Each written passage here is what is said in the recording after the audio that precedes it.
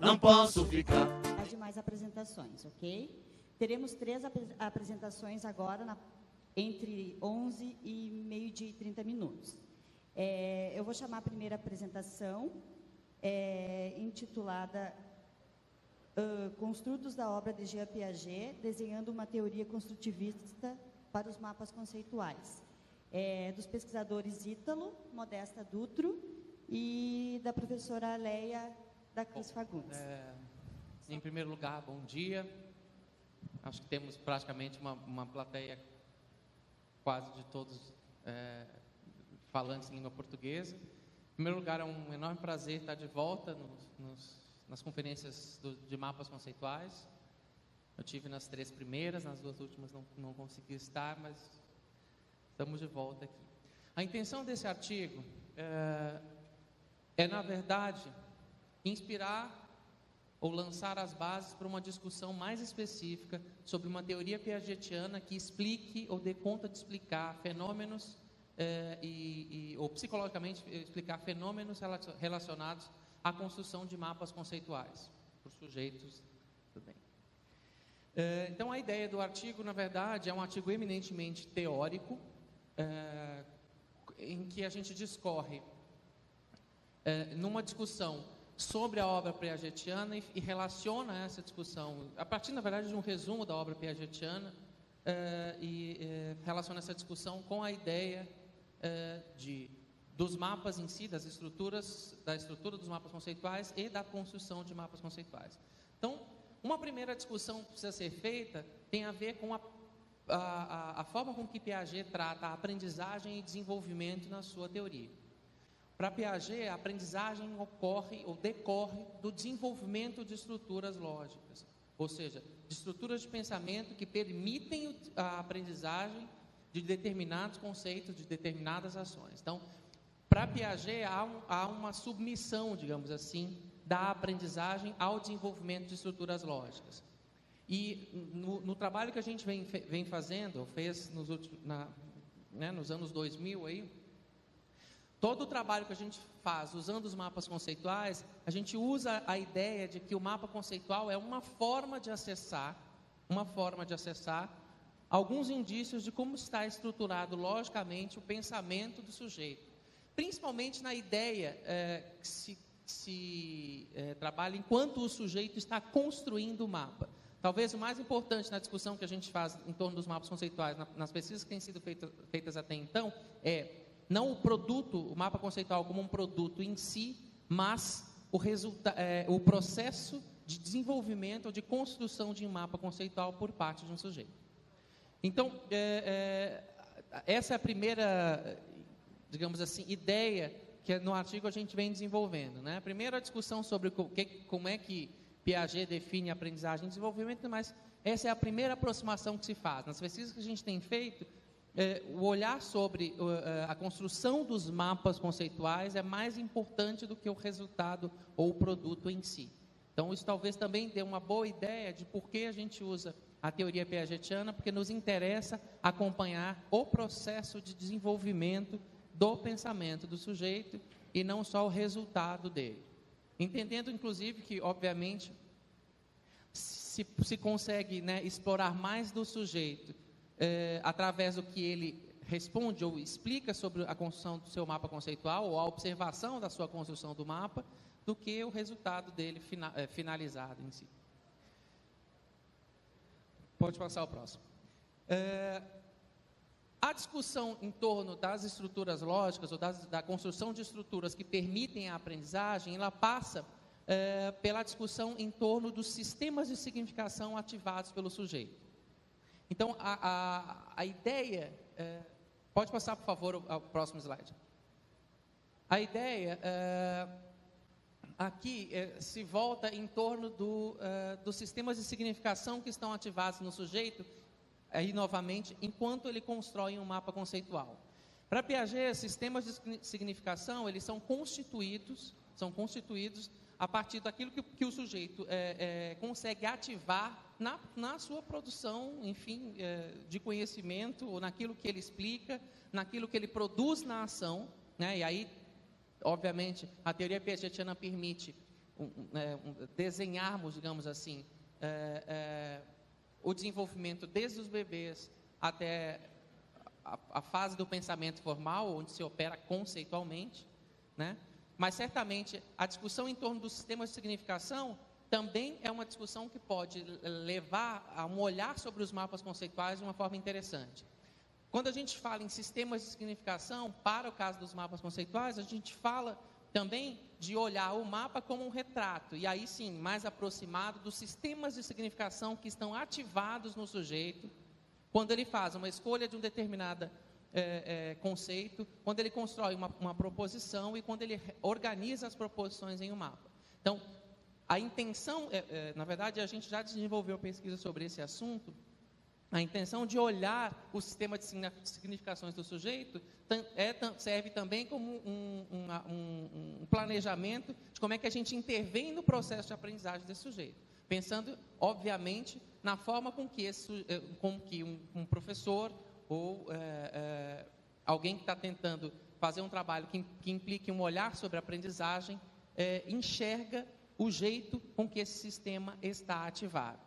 Uma questão interessante também nas pesquisas, e a gente não focou isso explicitamente no artigo, a gente tem isso em outros artigos publicados aqui no Congresso de Mapas, é a ideia também da forma com que as proposições são construídas. Eu vou falar isso aí um pouco adiante. Mas é importante entender aqui, quando a gente trabalha, aí no artigo a gente desenvolve isso, obviamente, um pouco mais, aqui em função do tempo a gente não tem muito como falar, mas um olhar sobre os sistemas de significação ativados,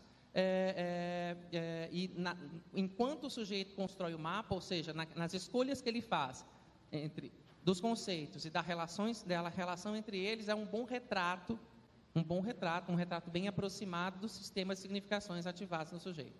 Obviamente, a gente não está aqui discutindo como é que tecnicamente a gente consegue fazer essa observação de uma forma melhor, né? Isso também a gente pode discutir em outros trabalhos. No caso do artigo, a gente está só mostrando como é que Piaget conceitua o sistema de significação e como é que a gente estabelece essa relação com o mapa conceitual. Bom, uma questão importante para Piaget, quando Piaget fala em conceito, é a ideia de que um conceito jamais está isolado.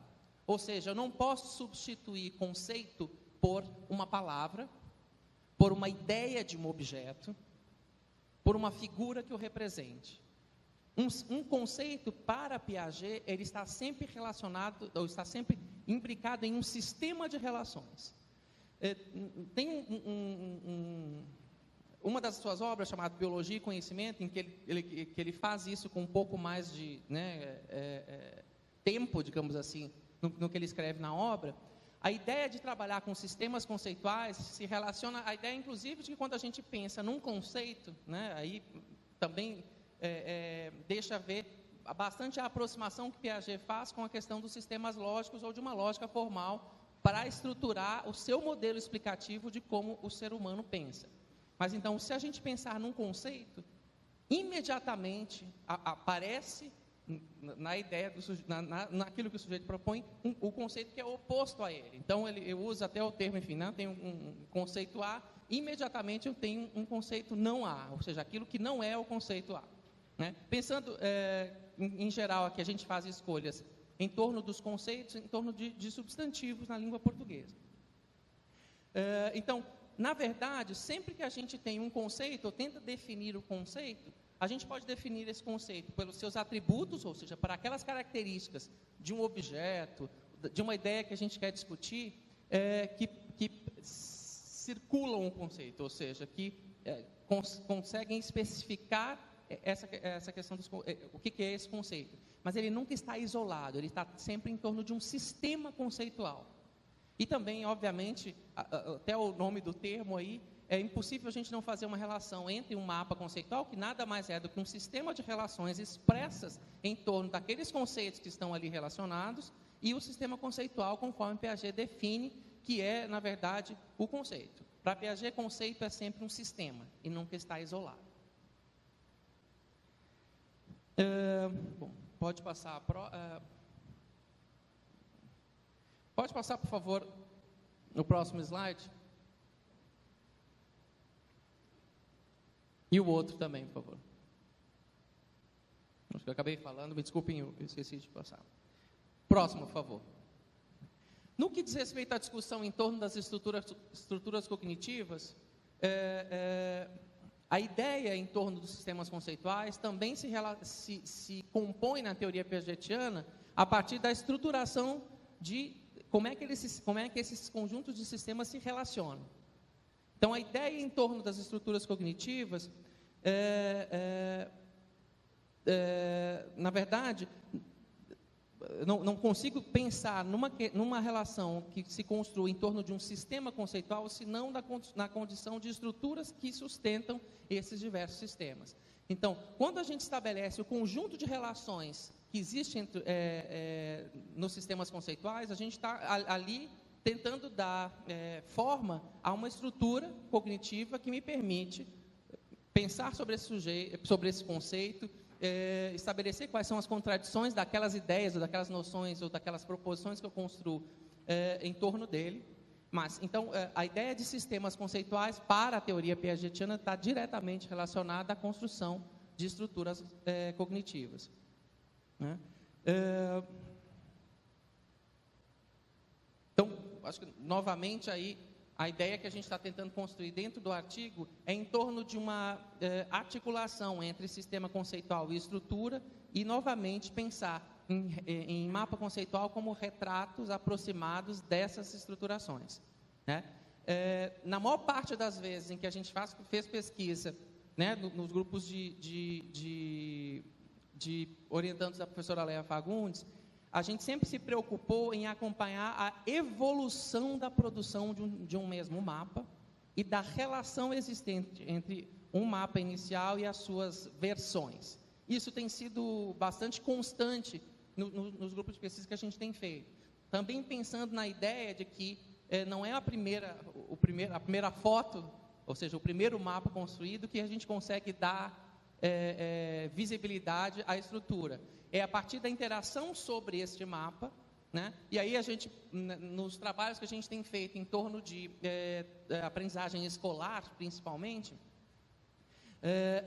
na solicitação para essa criança ou jovem que a gente está trabalhando, ou mesmo adultos, a gente também usa os mapas conceituais para a formação de professores, é na solicitação de que essas estruturas, que essa forma com que os mapas são desenhados, elas sejam modificadas no tempo. Né? E aí, obviamente, a gente tem diversas técnicas que são usadas para que esses mapas sejam reconstruídos.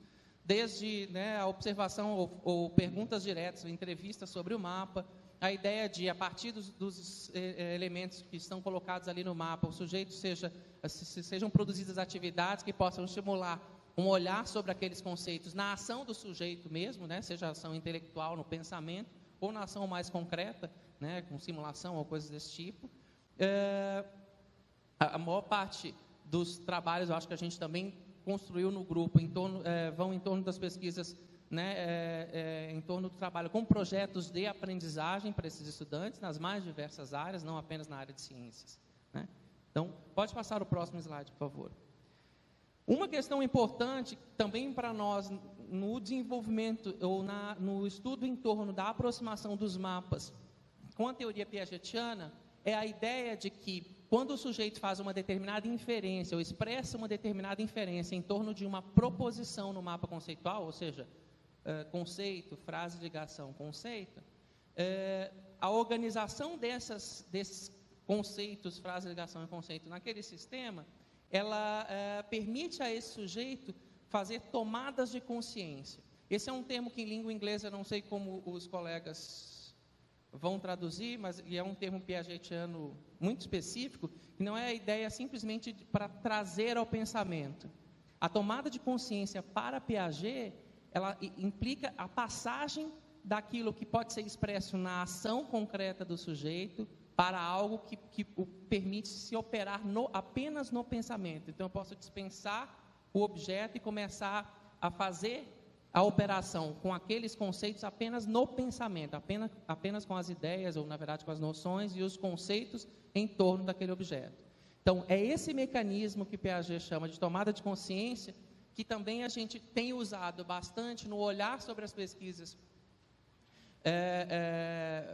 em torno dos temas que a gente tem trabalhado, como um importante fator de observação das mudanças no mapa conceitual. Então, são as tomadas de consciência que explicam essa articulação, ou essa mudança do sujeito, a transformação do sujeito, a transformação nos sistemas de significações do sujeito, para que ele comece a pensar em torno daquilo que ele, dos conceitos que ele está trabalhando, e ele transforme isso em construção de ideias que são cada vez mais complexas. Pode passar, por favor? Eu vou rapidamente aqui falar, meu tempo está quase se esgotando, mas em duas questões que são importantes, que a gente também, nas pesquisas que a gente tem feito, a gente tem usado como critérios para observar a complexificação das relações que o sujeito estabelece no mapa conceitual. Não é novidade para ninguém a estruturação lógica, em torno da lógica formal que o Piaget usa na sua teoria para explicar o desenvolvimento cognitivo de um sujeito.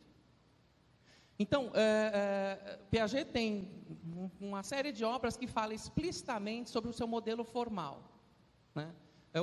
Uma das obras mais importantes é o Ensaio de Lógica Operatória.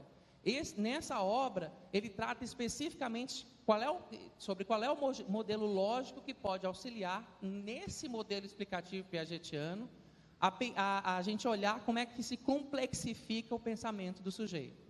Então, a ideia de proposição, como aparece no mapa conceitual, no caso piagetiano, a proposição é um enunciado passível de qualificação.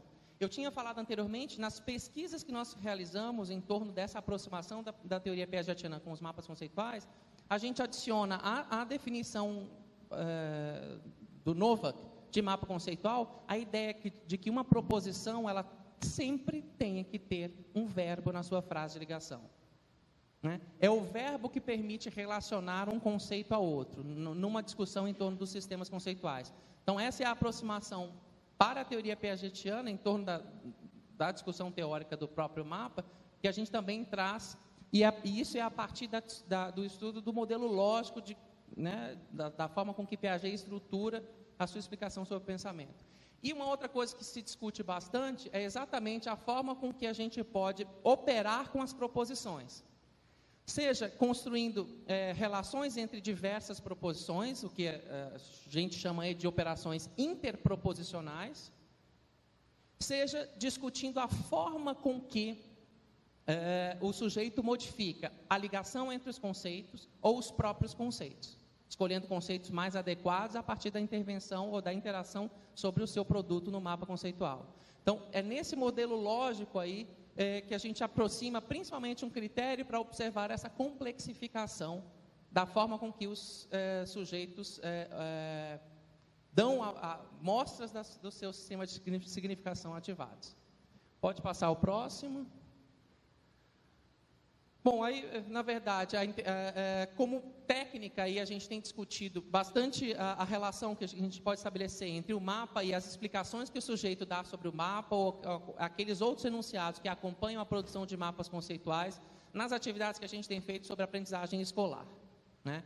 Isso tem várias pesquisas que têm sido feitas lá no grupo que a Leia coordena, que mostra exatamente isso, a gente usar o mapa conceitual e, junto ao mapa conceitual, os enunciados, as explicações que o sujeito dão sobre eles e assim por diante. Então, isso também tem a ver com, tem profundo contato com os estudos que o Piaget produziu, principalmente na discussão da sua lógica formal, e isso também tem sido usado bastante nas técnicas com que a gente tem usado os mapas conceituais para a discussão sobre a aprendizagem escolar. Pode passar, por favor.